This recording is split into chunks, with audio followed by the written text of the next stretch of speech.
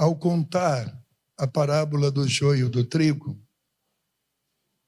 que são exatamente iguais e só se diferenciam quando o trigo está produzindo os grãos e os grãos já estão amadurecendo, o trigo enverga por causa do peso dos grãos.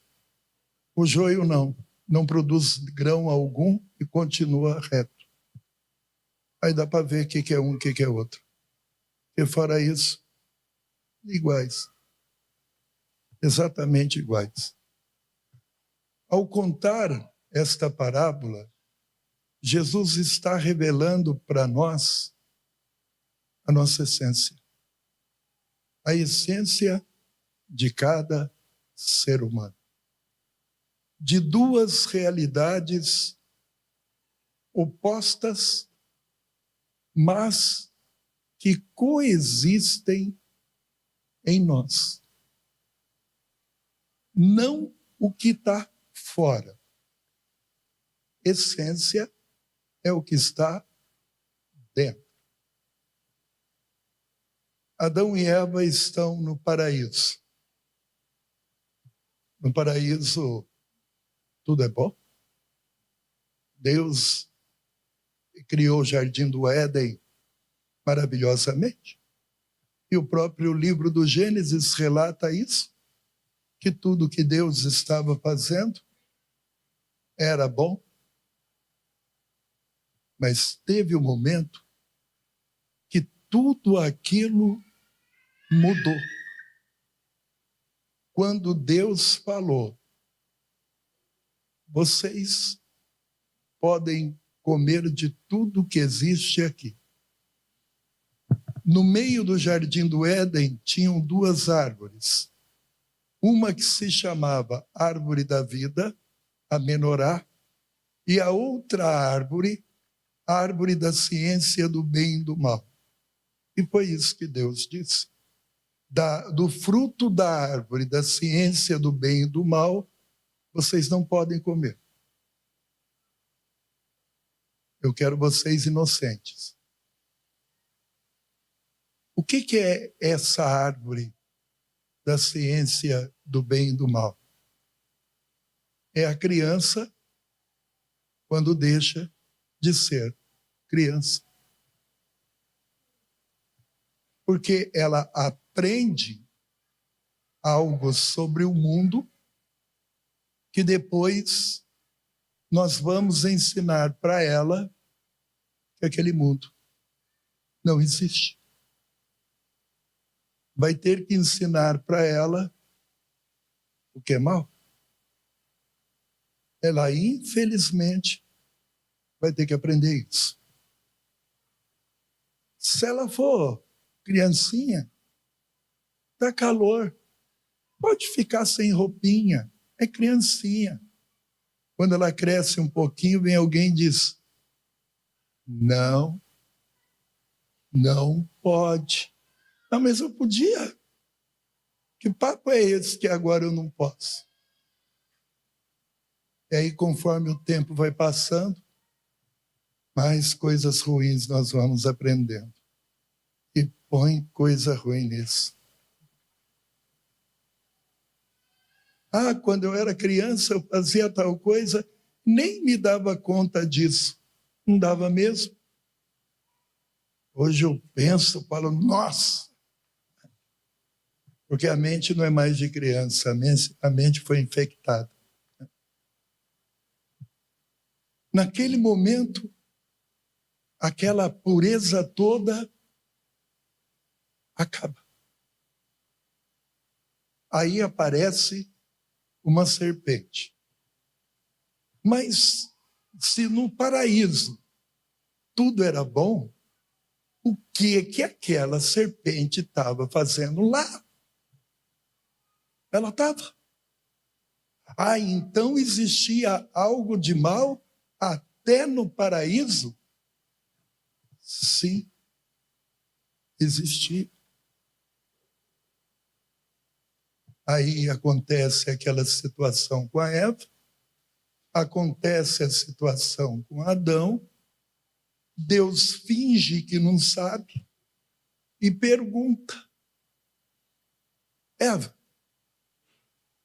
por que você comeu? Aí ela fala da serpente. A Eva não está mentindo.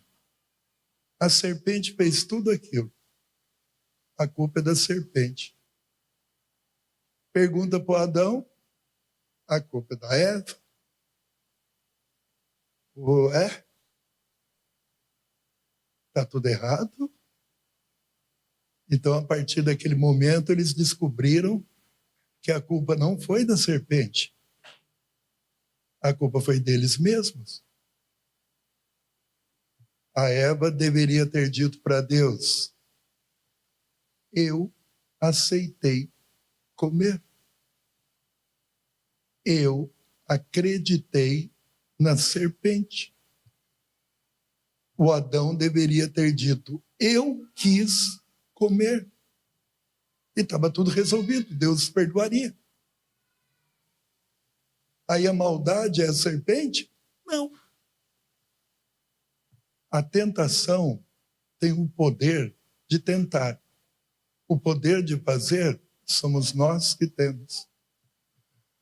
Passa a história. Imaginem a humanidade vivendo sem a existência dos 10 mandamentos.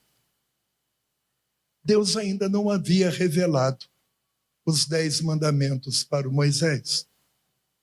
Os hebreus estavam lá. Gerações estavam lá. Imagina se eles vão se confessar.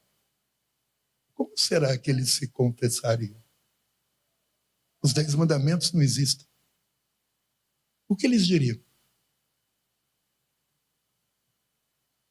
Deus revela os seus mandamentos.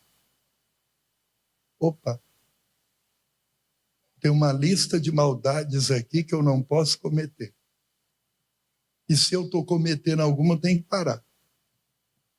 Só que eu não sabia. Não sabia. Uma mulher está viajando em um dos lugares que ela está visitando, é o Afeganistão. Ela chega no Afeganistão e vê outras mulheres. Lá no Afeganistão, elas estão usando a burca. Ela fica com o corpo completamente escondido, só os olhos aparecem. Ela olha: meu Deus do céu, que horror! Como que essas mulheres suportam isso? Como que elas vivem assim? Os homens não usam nada, mas a mulher é escondida. Ela não tem liberdade. Ela está presa. A mulher que mora lá e que está usando a burca, olha para aquela outra e fica escandalizada. Meu Deus, como que essa mulher está desse jeito? Ela está toda exposta.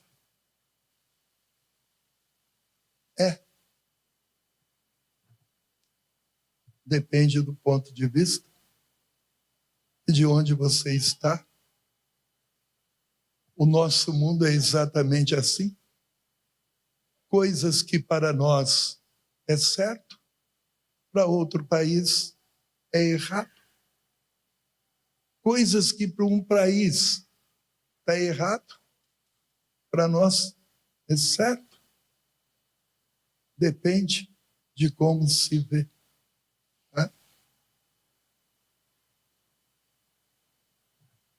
Aquela realidade da essência humana, o que é bom e o que não é. A vida é simplesmente uma decisão de cada um. Escolher o que quiser. A boca que diz: meu Deus, eu te amo, é a mesma boca que diz: eu te odeio? A mão que é estendida para ajudar é a mesma mão que pode ser usada para agredir? Basta escolher, mas reconhecer que isso está dentro de nós. As tentações estão fora, são muitas, mas a decisão é sempre nossa. A escolha é nossa. Agora há pouco, por exemplo, cada um de nós tomamos uma decisão. Eu quero ir na igreja, eu quero participar da missa, eu quero receber a Eucaristia. E a gente veio. Mas poderia ter dito, hoje eu não quero ir. Hoje está muito frio. Eu estou com fome. Estou cansado. Quanta gente deve ter pensado isso? Acho que várias. Não estou falando daqui, não, pode ser qualquer outra igreja. Sim. Amanhã vai ter aquela pessoa que vai chegar no serviço dela e ela vai encontrar com aquelas pessoas lá que ficam no pé dela o tempo inteiro azucrinando. E ela vai ter que escolher. Eu vou suportar ou eu vou desistir? Eu vou ficar quieto ou eu vou esbravejar? Eu vou guardar isso para mim ou eu vou me vingar? Amanhã, alguém vai ter uma oportunidade de fazer alguma coisa que não é muito legal. E a pessoa vai ter que decidir se vai ou se não vai. A coisa vai estar na frente dela, mas a decisão é dela. O joio e o trigo estão ali, dentro de nós. Enquanto nós vivermos, vai ser assim. Todos os dias, alguém escolhe ser bom e alguém escolhe não ser. Vai falar que alguém o convenceu, vai falar que uma situação o empurrou, mas deveria falar, eu quis. Porque na realidade foi isso que aconteceu. Eu quis. Amanhã diremos ao Senhor, tomara que digamos, Senhor, eu quero viver a minha fé. Hoje, Senhor, eu quero praticar tudo o que é bom. Me ajuda. Eu quero. E durante o dia a gente vai decidindo o quanto a gente quer. E vai ser assim até o último momento. Porque o trigo, como havia dito, ele só enverga quando as sementes já estão maduras. Quando Deus ver que nós estamos preparados para isso é só Ele que sabe, aí Ele vai ver o que acontece. O que cresceu mais? O trigo ou o joio? Que bom aquela pessoa que diz assim, eu deixei de fazer determinadas coisas porque eu simplesmente não sabia que elas eram ruins. Ela não tinha consciência daquilo. Ela foi tirando o joio, né? Qual é a maior batalha que nós temos na nossa vida? A maior de todas é contra nós mesmos. Dentro de nós está nossa salvação ou a nossa condenação.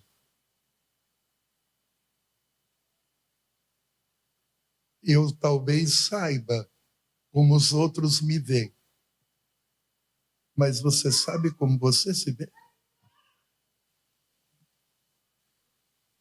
Você sabe que esse tremendo inimigo te provoca todos os dias?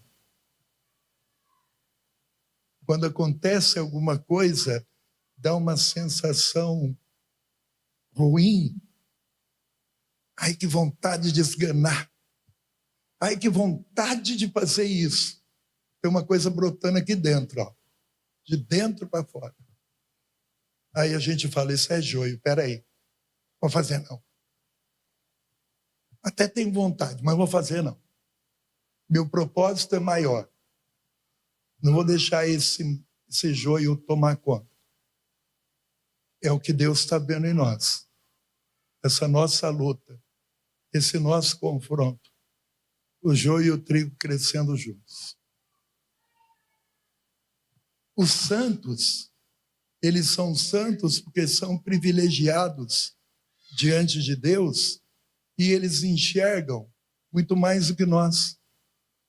Por isso que quando nós lemos a vida deles, a maior parte do tempo, eles dizem o quão pecadores eles são. Embora a gente pense, ué, por que a Santa Teresinha falava que era tão grande pecadora se ela era praticamente uma criança morando dentro da clausura de um convento, fazendo penitência e rezando o dia inteiro? Que pecadora que ela é? O que ela está vendo que eu não vejo? Acho que está vendo muito. Pedir a Deus, Senhor, mostra qual é o joio para mim lutar contra ele. Se eu estou fazendo alguma coisa que está errado, me mostra. Ou faça com que alguém me ajude a ver isso. Algumas vezes, atendendo a confissão, eu ouvi algum pecado e eu fiquei pensando muito depois. Meu Deus, eu nunca pensei sobre isso. Será que eu tenho esse pecado e nunca pensei? Porque se Deus revelou para aquela pessoa, revelou para mim também, né? E aprendi. Ela conseguiu enxergar uma coisa que eu não enxergava.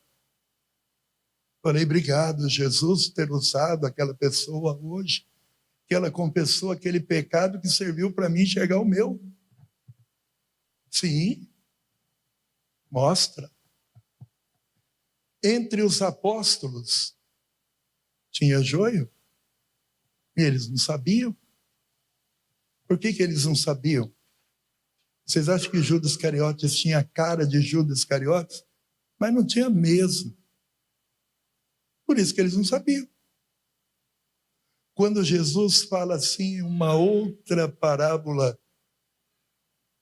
se a gente quiser encontrar o lobo, tem que procurar no meio das ovelhas, não nas alcateias, porque o lobo se veste de ovelha. Quem é o nosso maior perigo? É aquele que está na nossa frente. Aquele que a gente não está vendo. Porque aquele que a gente vê se protege, o enfrenta. Mas é aquele que não vê. Hoje tem alguém por aí dizendo para uma pessoa, porque todo dia tem. Eu te amo. Eu não vivo sem você. E tem alguém acreditando. Aí amanhã, eles vão se casar. Aí durante o casamento, aquela pessoa vai ficar pensando assim, eu acreditei. O lobo estava na minha frente, eu achava que era ovelha. E põe lobo nisso, né? Põe lobo nisso. Eu descobri que aquela pessoa que eu considerava como meu amigo, minha amiga, era meu inimigo. Me traiu, me prejudicou. E conversava comigo todo dia. E me abraçava. Jesus não falou para o apóstolo? Com um beijo você está me traindo? Me dá um tapa na cara. Mas com um beijo. Eles gostam de trair com um beijo. Para enganar, para mentir, para iludir. Tem um joio ali. Mas quando a gente reza, Senhor, se tem algum joio na minha vida, mostra para mim, me ajuda a enxergar. Se tem alguma coisa que me confunde, se tem alguma coisa que me deixa iludido, mostra. Ele mostra. Através dele mesmo, através de alguém. E quantas vezes, né? Você quer mostrar para uma pessoa que o joio está ali e ela não quer enxergar. Que ela está tão convencida que aquele joio é trigo, que ela nunca vai dizer para você que é joio. Aí você chega uma hora que diz, então vai, e o tempo dirá se é joio ou se é trigo. O tempo diz, sempre diz. Nós temos essa dificuldade toda, e põe dificuldade nisso, mas temos esse socorro, nossa fé, nosso amor a Deus. Deus mostra dentro de mim o que não é bom, para que eu lute contra isso e termine, e extermine da minha vida. E o que está ao meu redor, que eu imagino ser trigo, se não for, me mostra também. Aí aquela pessoa vai dizer assim, eu perdi uma grande amizade por causa disso e disso e disso. Aí você olha para a pessoa e pergunta para ela, você perdeu ou você ganhou? Você ganhou, porque perdido você já estava. Que você acreditava em algo que era mentira. Hoje você vê a verdade. É melhor, dói muito mais um não de mentira do que um não de verdade. Um sim de mentira dói muito mais do que um sim, um não de verdade. Descobrir. Deus mostra. Deus mostra. No momento da colheita, nós pedimos, Senhor, tomara que quando chegar a minha hora, eu tenha mais trigo do que joio dentro de mim. E tem uns, para encerrar, chegaram até a graus mais elevados do que isso, porque de tão aprofundados nisso, que eram tão iluminados, diziam, né? Senhor, o que eu faço de bom, talvez não seja tão bom quanto deveria ser. Me ajude para que aquilo que eu faça de bom seja melhor. Está tão atento com tudo que até o trigo não é suficiente. É um trigo melhor, muito mais do que isso. Me mostra o que eu faço que não é bom e me mostra também se aquilo que eu faço de bom possa ser melhor. E ele mostra. E devagarinho a gente vai aprendendo. Cada dia vivendo é um aprendizado. E aproveitar cada minuto dessa escolinha para um dia poder chegar diante da formatura mais bem apresentável diante de Deus.